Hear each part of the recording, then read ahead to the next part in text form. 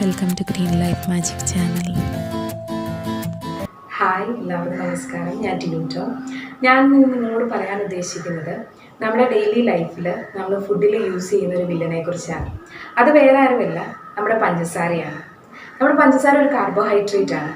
Carbohydrates ആണ് നമുക്ക് energy പ്രദാനം ചെയ്യുന്നത്. പക്ഷേ ഈ ഒരു കാർബോഹൈഡ്രേറ്റ് മാത്രം അവോയ്ഡ് ചെയ്യാനേ ഞാൻ റെക്കമെൻഡ് ചെയ്യത്തുള്ളൂ. ഇതിന് വലിയൊരു റീസൺ ഉണ്ട്. ബാക്കി കാർബോഹൈഡ്രേറ്റ്സ് എല്ലാം നമുക്ക് വേറെ ഏതെങ്കിലും തരത്തിൽ എന്തെങ്കിലും വൈറ്റമിനോ മിനറലോ നമുക്ക് സപ്ലൈ ചെയ്യുമ്പോൾ ഷുഗർ എന്ന് പറയുന്ന ഒരു വസ്തു നമുക്കൊന്നും ഗുണമൊന്നും പ്രദാനം ചെയ്യുന്നില്ല എന്ന് മാത്രമല്ല, ദോഷം മാത്രമേ നമുക്ക് തരുന്നുള്ളതാണ്.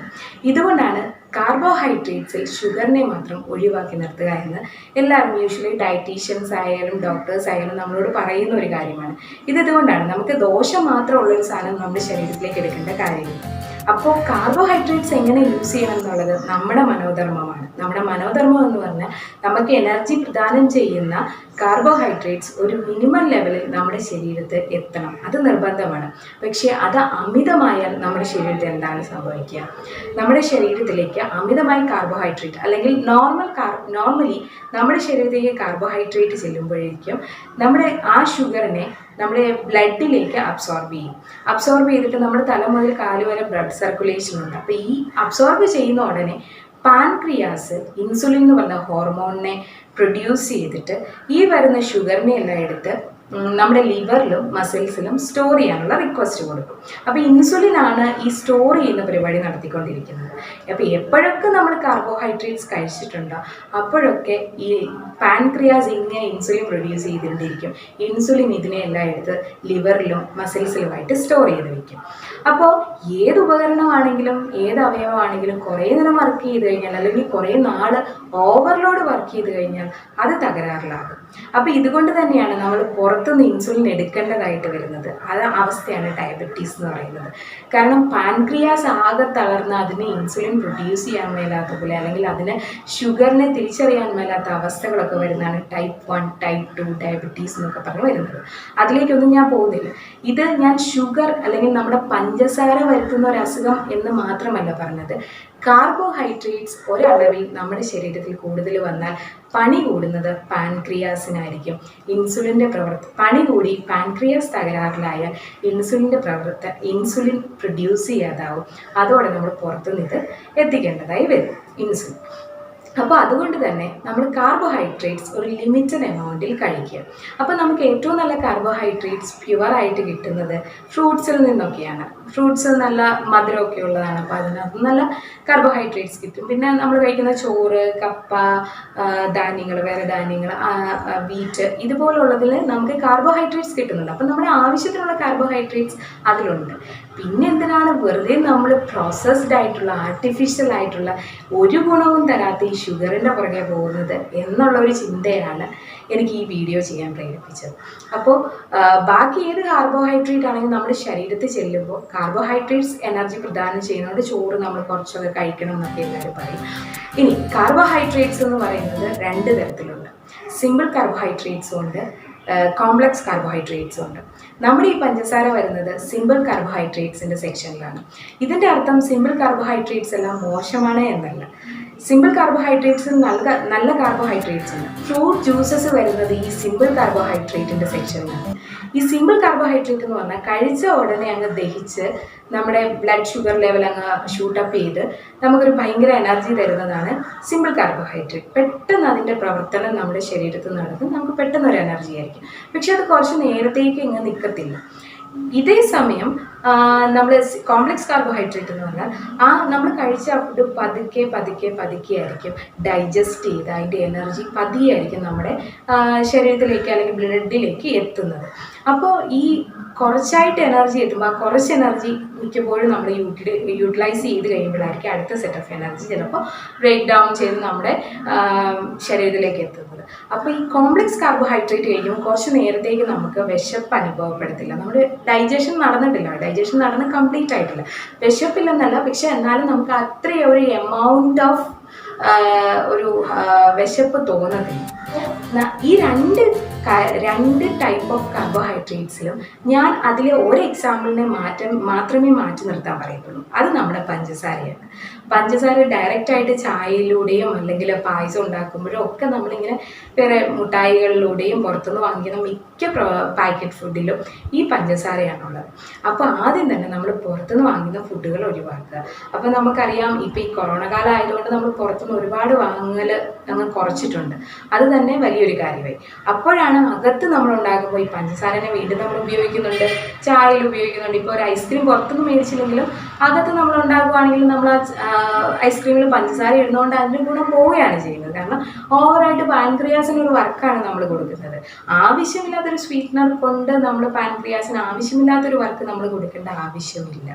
അതുമാത്രമല്ല, പാൻക്രിയാസിന് വർക്ക് കൊടുക്കുന്നതിനേക്കാൾ അത് ഏത് കാർബോഹൈഡ്രേറ്റ് കൂടുതലായിട്ട് കഴിച്ചാലും പാൻക്രിയാസിന് അത് വർക്ക് ലോഡായിരിക്കും. പക്ഷേ ഈ ഷുഗർ കഴിക്കുമ്പോൾ നമുക്ക് അത് ഡൈജഷൻ നടത്തി അതിൽ നിന്നൊരു മിനറൽസോ അല്ലെങ്കിൽ വൈറ്റമിൻസോ നമ്മുടെ ശരീരത്തിലേക്ക് അബ്സോർബ് ആകുന്നില്ല. പിന്നെ എന്തിനാണ് അതിനെ നമ്മൾ കഴിക്കുന്നത്, നമ്മുടെ കുഞ്ഞുങ്ങൾക്ക് കൊടുക്കുന്നത് എന്നൊരു ചിന്ത എല്ലാവർക്കും ആവശ്യമാണ്. അപ്പോൾ ആ ഒരു ചിന്ത നിങ്ങളിലേക്ക് എത്തിക്കുകയാണ് ഈ വീഡിയോയുടെ ഉദ്ദേശം. അപ്പോൾ ഞാൻ ഇത്രയും നേരം പഞ്ചസാരയെ ഉപയോഗിക്കരുത് എന്ന് പറഞ്ഞതല്ല, ഈ പഞ്ചസാരയ്ക്ക് പകരക്കാരനായി നമുക്ക് എന്തിനൊക്കെ ഉപയോഗിക്കാം എന്ന് ഞാൻ പറഞ്ഞില്ല. അതാണ് ഇനി പെട്ടെന്ന് ഞാൻ പറഞ്ഞു നിർത്താൻ പോകുന്നത്. ഒന്നാമതായിട്ട് നമുക്ക് ഉപയോഗിക്കാൻ പറ്റുന്നത് ശർക്കരയാണ്. ശർക്കരയും നമുക്ക് ഉപയോഗിക്കാം. കാരണം നമ്മുടെ നാടൻ ശർക്കര അതിൻ്റെ ക്വാളിറ്റി അറിയാനായിട്ട് കുറച്ച് ഡാർക്ക് കളറിലുള്ള ശർക്കരയായിരിക്കും നല്ല ക്വാളിറ്റി ഉള്ളത്. അപ്പോൾ അങ്ങനെയുള്ള നാടൻ ശർക്കര അഫോർഡബിളും ആണ്, നമുക്ക് അത്ര ഒരു പ്രൈസ് ഇല്ല. അങ്ങനത്തെ ശർക്കരകൾ നോക്കി വാങ്ങിച്ച് കുട്ടികൾക്കാണെങ്കിലും മുതിർന്നവർക്കാണെങ്കിലും പഞ്ചസാരയ്ക്ക് പകരം ഉപയോഗിക്കുക. കാരണം നമുക്ക് അധികം സ്വീറ്റ്നസ് ഒരു ദിവസം ശരീരത്തിലേക്ക് എത്തണ്ട. കാരണം നമ്മൾ കഴിക്കുന്ന ഫുഡിൽ തന്നെ ഒരുപാട് കാർബോഹൈഡ്രേറ്റ് എത്തുന്നുണ്ട്. അതിൻ്റെ കൂടെ അഡീഷണൽ ഷുഗറിലൂടെ നമുക്ക് എത്തേണ്ട കാര്യമില്ല. ഇനി അങ്ങനെ എത്തണം, കുറച്ചുകൂടി നിങ്ങൾക്ക് കഴിക്കാൻ തോന്നുന്നുണ്ടെങ്കിൽ തന്നെ അതിന് അത്യാവശ്യമായി പഞ്ചസാര ഒഴിവാക്കിയിട്ട് ശർക്കര ഉപയോഗിക്കുക. അതേപോലെ തന്നെ നമുക്ക് ഉപയോഗിക്കാൻ പറ്റുന്നതാണ് കൽക്കണ്ടം, പനം കൽക്കണ്ടം. കുഞ്ഞുങ്ങൾക്കൊക്കെ കൊടുക്കുന്നതാണ് പനം കൽക്കണ്ടം എന്ന് പറയുന്നത്. ഈ പനം കൽക്കണ്ടവും ജാഗരിയും ഒക്കെ തന്നെ റിച്ച് ഇൻ വൈറ്റമിൻസും അയണൊക്കെ നന്നായിട്ടുണ്ട് അതിൽ. അപ്പോൾ മിനറൽസ് ഒരുപാട് അടങ്ങിയിട്ടുണ്ട്.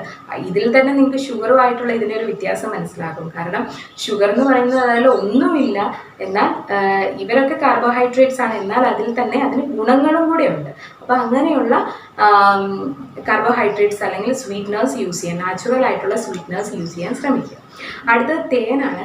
തേന് നിങ്ങൾക്കറിയാവുന്ന പോലെ വളരെ നാച്ചുറൽ ആയിട്ട് കിട്ടുന്ന ഒരു സ്വീറ്റ്നറാണ്. പക്ഷേ ഇത് അമിതമായി ഉപയോഗിച്ച് കോൺസ്റ്റിപ്പേഷൻ, കുഞ്ഞുങ്ങൾക്കൊക്കെ അധികമായിട്ട് കൊടുത്ത് കോൺസ്റ്റിപ്പേഷൻ ഉണ്ടാകും. ഞാൻ എൻ്റെ കുഞ്ഞുങ്ങൾക്ക് ചില ദിവസങ്ങളിൽ രാവിലെ ഒരു കുറച്ച് കൊടുക്കാറുണ്ട്. കുഞ്ഞുങ്ങൾക്ക് ബുദ്ധി ഉണ്ടാകാനൊക്കെ നല്ലതാണ് ഈ ചെറുതേൻ എന്നാണ് പറയുന്നത്. അപ്പോൾ ഞാനത് കൊടുക്കാറുണ്ട്. അത് നല്ലതാണ്. പക്ഷേ നമുക്ക് അത്ര അഫോർഡബിൾ ആയിട്ടുള്ള ഒരു പ്രൈസിൽ ഈ തേൻ കിട്ടില്ല, നല്ല റേറ്റാണ്. അപ്പോൾ തേനും നമുക്ക് അത്യാവശ്യം കുഞ്ഞുങ്ങൾക്ക് കൊടുക്കാം, അല്ലെങ്കിൽ മറ്റുള്ളവർക്കാണെങ്കിലും അത്യാവശ്യം ഒരു മധുരം കഴിക്കണം എന്ന് തോന്നുമ്പോൾ ഉപയോഗിക്കാവുന്ന ഒരു സ്വീറ്റ്നർ, നാച്ചുറൽ സ്വീറ്റ്നറാണ് ഈ തേൻ എന്ന് പറയുന്നത്. അടുത്തത് നമുക്ക് സ്റ്റീവിയ നമ്മുടെ ഇവിടെ പൊതുവെ ഈ കേരളത്തിൽ അല്ലെങ്കിൽ ഇന്ത്യയിൽ അത്രയ്ക്കങ്ങ് വന്നിട്ടില്ല. US-ലൊക്കെയാണ് കൂടുതൽ ഉപയോഗിക്കുന്നത്, ഓൺലൈനായിട്ടൊക്കെ അവൈലബിൾ ആണ്. അതിന് മലയാളത്തിൽ പറയുന്നത് മധുര തുളസി എന്നാണ്.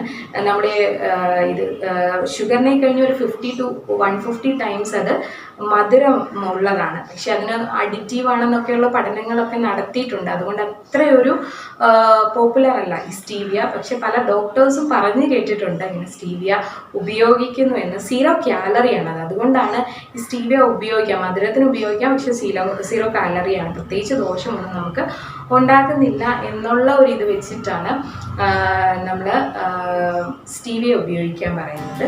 പിന്നീടുള്ള ഒരെണ്ണം ഡേറ്റ്സ് ആണ്. ഡേറ്റ്സിൻ്റെ നമ്മളൊന്ന് ഡേറ്റ്സ് പൊടിച്ചുപയോഗിക്കുക. കുറച്ച് ദിവസം വെയിലത്ത് വെച്ച് ഉണക്കി അതൊന്ന് പൊടിച്ചുപയോഗിക്കുക. അതിൻ്റെ റെസിപ്പി വേണമെങ്കിൽ ഞാൻ നിങ്ങൾ റെക്കമെൻഡ് ചെയ്യുകയാണെങ്കിൽ ഞാൻ അത് അടുത്തൊരു റെസിപ്പി വീഡിയോ ആയിട്ട് ചെയ്യാം. അപ്പോൾ ആ ഡേറ്റ്സിൻ്റെ പൊടിയെടുത്ത് പൊടിയാക്കി വെച്ചാൽ നമുക്ക് സ്വീറ്റ്നറായിട്ട് അത് ഉപയോഗിക്കാൻ പറ്റും. അപ്പോൾ ഇത്രയും സ്വീറ്റ്നേഴ്സാണ് നമുക്ക് എൻ്റെ ഒരു അറിവിൽ നമുക്ക് ഇത് ഷുഗറിന് പകരം ഉപയോഗിക്കാനായിട്ട് പറ്റുന്നത്. അപ്പോൾ ഞാനിതിൽ ഹൈലി റെക്കമെൻഡ് ചെയ്യുന്നത് ജാഗരി തന്നെയായിരിക്കും. ജാഗരിയാണ് കൂടുതൽ നല്ലത്. നമ്മൾ ഈ അട ഉണ്ടാക്കാൻ അല്ലെങ്കിൽ പാച്ചോറ്, തമുക്ക്, ഇതൊന്നും നിങ്ങൾ കേട്ടിട്ടുണ്ടോ എന്ന് എനിക്കറിയില്ല. ഈ പലഹാരങ്ങളൊന്നും എൻ്റെ അമ്മച്ചി എനിക്ക് ഉണ്ടാക്കി തന്നുകൊണ്ടിരുന്നതാണ്. അപ്പോൾ ഇങ്ങനെയുള്ള പലഹാരങ്ങൾ പണ്ടുള്ളവർ കൂടുതലും ഉപയോഗിച്ചുകൊണ്ടിരുന്ന ഈ ശർക്കര തന്നെയായിരുന്നു. നമ്മൾ ഒരു പായസം ഉണ്ടാക്കുമ്പോൾ പഞ്ചസാര ഇട്ടൊരു പായസം ഉണ്ടാക്കിയാൽ അതിനകത്ത് ഉപയോഗിക്കുന്ന പാലിൻ്റെയും നെയ്യിൻ്റെയും ഒക്കെ ഗുണങ്ങൾ നമ്മുടെ ശരീരത്തിൽ എത്തില്ല. അതിലും നല്ലത് നമ്മൾ ശർക്കര വെച്ചൊരു പായസം ഉണ്ടാക്കുക. അപ്പോൾ അതിലുള്ള എല്ലാ ഗുണങ്ങളും നമ്മുടെ ശരീരത്തിലേക്ക് എത്തുകയാണ് ചെയ്യുന്നത്. അപ്പോൾ നമ്മുടെ ഇൻഗ്രീഡിയൻസ് റൈറ്റായിട്ട് ഉപയോഗിക്കാൻ നോക്കുക. അപ്പോൾ ഇതാണ് പഞ്ചസാര എന്ന വില്ലനെ കുറിച്ച് എനിക്ക് പറയാനുള്ളതും അതിനെ ഒഴിവാക്കാൻ വേണ്ടിയിട്ട് നിങ്ങളോട് റിക്വസ്റ്റ് ചെയ്യാനുള്ളതും. അപ്പോൾ ഞാനിവിടെ ഒരു മിഷൻ സ്റ്റാർട്ട് ചെയ്യാണ്, സേ നോ ടു ഷുഗർ. അപ്പോൾ ഈ മിഷനിൽ നിങ്ങൾ എല്ലാവരും പങ്കെടുക്കുക. ഞാൻ എൻ്റെ കുട്ടികൾക്ക് ഇപ്പോൾ ഷുഗർ കൊടുക്കാറില്ല. ഞാൻ ഷുഗർ ഇട്ട ഞാൻ ന്യൂട്ടലൊക്കെ വീട്ടിലുണ്ടാക്കും. അതിലുണ്ടാക്കിയാൽ തന്നെയും ഞാൻ അതിൽ പനം കൽക്കണ്ടമാണ് യൂസ് ചെയ്യുന്നത്. ഇനി കൊടുക്കുന്ന സ്നാക്സ് ആണെങ്കിലും ശർക്കര ഇട്ടിട്ടാണ് അല്ലെങ്കിൽ കൽക്കണ്ടം ഇട്ടിട്ടാണ് ഞാൻ യൂസ് ചെയ്യുന്നത്. അപ്പോൾ മാക്സിമം നിങ്ങളുടെ കുഞ്ഞുങ്ങൾക്കെങ്കിലും, കാരണം ഇത്രയും വർഷം നമ്മൾ പഞ്ചസാര യൂസ് ചെയ്തിട്ട് പെട്ടെന്ന് പഞ്ചസാര യൂസ് ചെയ്യാതിരിക്കുക എന്ന് പറയുന്നത് എല്ലാവർക്കും ഒരു ബുദ്ധിമുട്ടുള്ള കാര്യമാണ്. അപ്പോൾ പതിയെ പതിയെ അത് നമുക്കേ മാറ്റാൻ പറ്റത്തുള്ളൂ. അതിന് ഒത്തിരി സ്ട്രഗിൾ ചെയ്യേണ്ടി വരും. കാരണം ഇവിടെ തന്നെയാണെങ്കിലും എൻ്റെ വീട്ടിൽ തന്നെയാണെങ്കിലും ഞാൻ ഒരുപാട് കുഞ്ഞുങ്ങൾക്ക് കൊടുക്കണ്ട എന്ന് പറയുമ്പോൾ ആർക്കും അത് അത്ര പെട്ടെന്ന് അക്സെപ്റ്റ് ചെയ്യണം എന്നില്ല. പക്ഷേ നമ്മൾ ബോധത്തോടെ ചിന്തിച്ച് നോക്കണം. അസുഖങ്ങൾ ഒരുപാട് മേഖലയിൽ നിന്ന് നമുക്ക് വരുന്നുണ്ട്. പച്ചക്കറിയൊന്നും കൊള്ളില്ല, പിന്നെ നമ്മൾ വാങ്ങിക്കുന്ന പൊടികളൊന്നും കൊള്ളത്തില്ല, എല്ലാത്തിനതും മായമാണ്. അപ്പം നമുക്ക് നമ്മളാൽ കഴിയുന്ന രീതിയിൽ ഏതെങ്കിലും കുറച്ച് നമ്മുടെ കുഞ്ഞുങ്ങളുടെ ആരോഗ്യം സംരക്ഷിക്കാൻ നോക്കുവാണെങ്കിൽ അത്രയും നല്ലത്. അപ്പോൾ നമ്മുടെ സേ നോ ടു ഷുഗർ മിഷനിൽ എല്ലാവരും പങ്കാളിയാകുക. എല്ലാവർക്കും ഈ റിക്വസ്റ്റ് കിട്ടുന്ന എല്ലാവരിലേക്കും ഈ മെസ്സേജ് എത്തിക്കുക. എല്ലാവരോടും ഇതിൽ ജോയിൻ ചെയ്യാനും ഇതിൽ പറഞ്ഞിരിക്കുന്ന കാര്യങ്ങൾ നമ്മുടെ ലൈഫിൽ അപ്ലൈ ചെയ്യാനും ശ്രമിക്കുക. ഷുഗറിനെ എന്നേക്കുമായിട്ട് നമ്മുടെ ലൈഫിൽ നിന്ന് മാറ്റി നിർത്തി ഇനി ഒട്ടും പറ്റുന്നില്ല എങ്കിൽ നമ്മുടെ കുഞ്ഞുങ്ങളുടെ ലൈഫിൽ നിന്നെങ്കിലും നമുക്ക് മാറ്റാൻ ശ്രമിക്കാം. പകരക്കാരെ യൂസ് ചെയ്ത് നമ്മുടെ കാർബോഹൈഡ്രേറ്റിൻ്റെ ഒരു മിതത്വം പാലിച്ച് നമുക്ക് നമ്മുടെ ഒരു ഹെൽത്തി ലൈഫിലേക്കുള്ള ഒരു ചവിട്ടുപടി ആകട്ടെ ഈ വീഡിയോ എന്ന് ആശംസിച്ചുകൊള്ളുന്നു.